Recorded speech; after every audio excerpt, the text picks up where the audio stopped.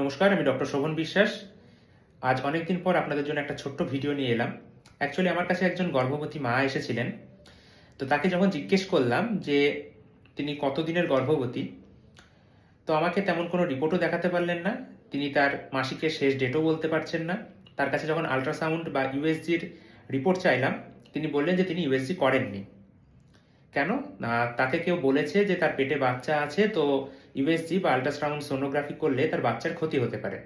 তো তখনই আমার মাথায় এলো যে এরকম প্রশ্ন হয়তো অনেকের মনেই আছে। অনেকে হয়তো ভয়ে বা তাদের বাচ্চার যাতে ক্ষতি না হয় সেই জন্য ইউএসজি করতে ভয় পাচ্ছেন। সেই জন্য আজকের ভিডিওটি।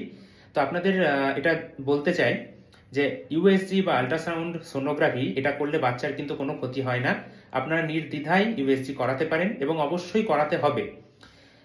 আপনি সত্যিই প্রেগনেন্ট হয়েছেন কিনা, বাচ্চা আপনার জরায়ুতে বড় হচ্ছে না অন্য কোথাও বড় হচ্ছে, বাচ্চার গ্রোথ ভালো হচ্ছে কিনা, বাচ্চার জন্মগত কোনো ত্রুটি আছে কিনা, এছাড়াও নানা রকম সমস্যা কোনো কিছু আছে কিনা, সেটা কিন্তু আমরা এই ইউএসজি রিপোর্ট থেকে জানতে পারি। ইউএসজি করাতে বাচ্চার তো কোনো ক্ষতি হবেই না, বরং এটা আপনার জন্য এবং যে বাচ্চা আপনার পেটে বড় হচ্ছে তার জন্য কিন্তু করাটা খুবই প্রয়োজনীয়। একটা জিনিস মনে রাখবেন, ইউএসজির ক্ষেত্রে আল্ট্রাসাউন্ড ব্যবহার করা হচ্ছে, এক্ষেত্রে কিন্তু কোনো রে বা রেডিয়েশন ব্যবহার করা হচ্ছে না যে তাতে আপনার বাচ্চার কোনো ক্ষতি হয়ে যাবে।